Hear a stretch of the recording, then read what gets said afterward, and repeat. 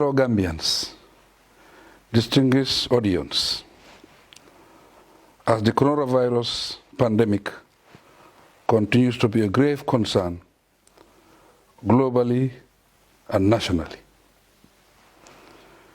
my government continues to remain vigilant and steadfast in reviewing and intensifying measures to prevent, contain, and manage its spread within our borders.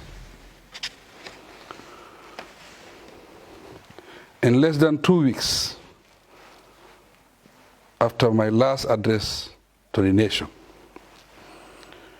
the situation in the country has changed.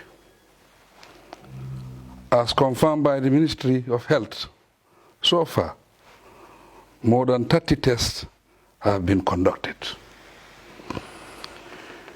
3 have been positive, and 1 is still inconclusive. Only 1 person among the confirmed cases in the country passed away.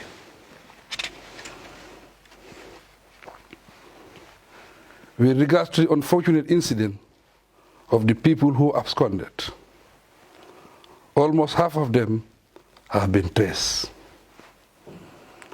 The public is advised to report any person who has escaped quarantine and to be aware that hiding suspects who pose a threat to public health is contrary to the laws of the land. Fellow Gambians,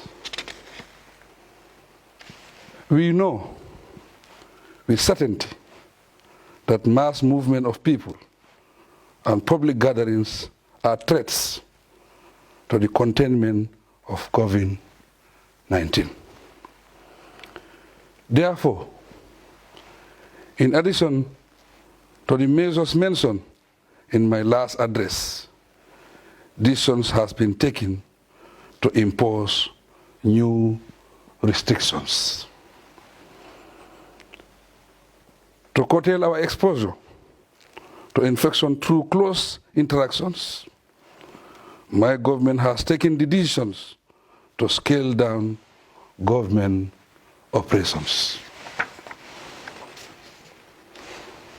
Accordingly, all heads of government institutions, parastatals, private enterprises, and other institutions have been instructed to scale down their activities, with minimal staff to perform basic services.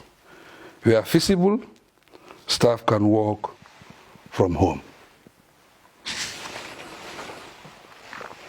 At the private sector level, all non-essential services are declared suspended with immediate effect. Only essential services, such as emergency medical services, sale of essential items and commodities, will continue. I have been informed that there are enough supplies of essential commodities for the immediate and medium-term needs of the country. In this light, strict measures have been devised to curb attempts to halt or hike the prices of basic commodities. I implore the business community to continue to cooperate in stabilizing the prices of all basic commodities. Gambians and all residents in the Gambia must understand that business is not as usual. Hence the need to take strict measures to protect ourselves. Fellow Gambians, distinguished audience, on 18 March 2020, I signed the first proclamation in relation to the pandemic, which was published in the Gazette under Section 34, 1B of the 1997 Constitution. In it, I declare that a situation exists which may lead to a state of public emergency if it passes. I have now signed a second proclamation declaring a state of public emergency throughout the Gambia. Under this proclamation, the following measures shall be enforced with effect from today, 27 March 2020.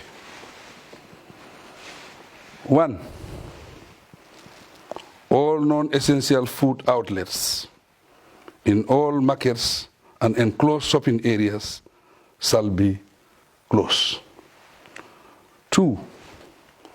All non-essential public places, such as bars, cafeterias, cinemas, video clubs, gymnasiums, museums, nightclubs, public swimming pools, event halls, casinos, gaming parlors, and sporting venues shall be closed. 3. All public places of worship shall be closed. The number of people attending any social gathering, such as weddings, naming ceremonies, and funerals, shall be restricted to a maximum of 10 people. All public transport shall carry half of the total number of passengers they are allowed to transport by law.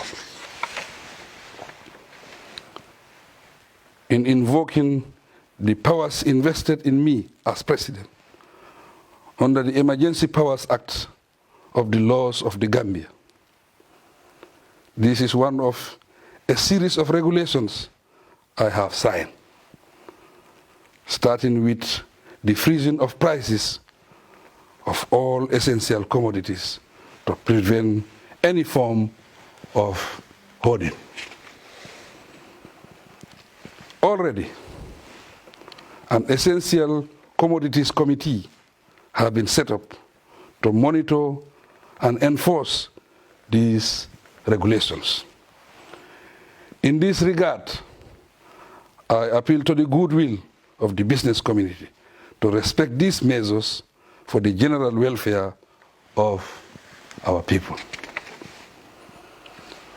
Notwithstanding the restrictions, the general public is reassured that essential services will continue.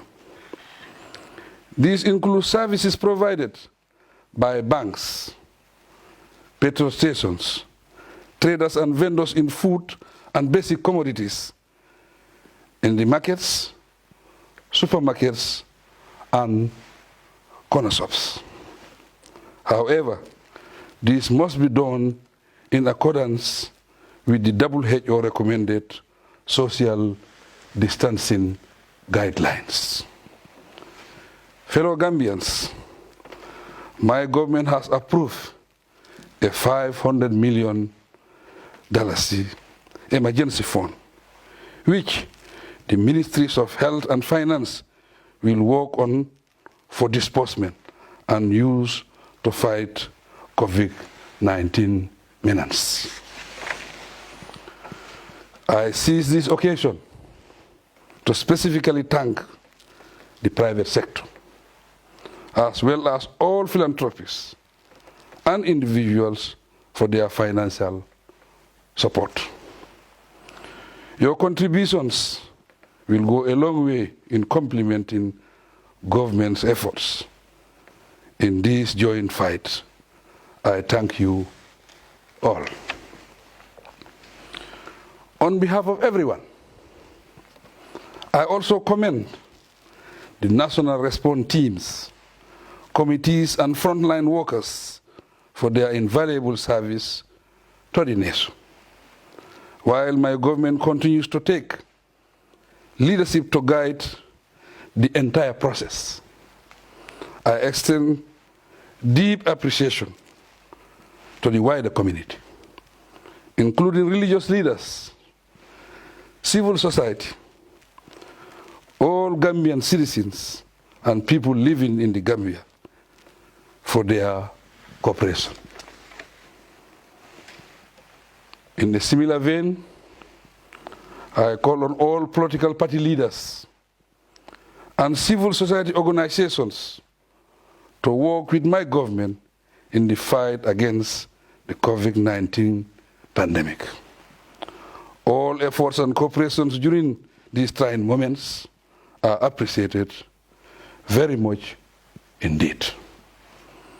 Once again, I urge all of us to take the pandemic as a serious threat which requires all our collaborative and cooperative efforts to overcome.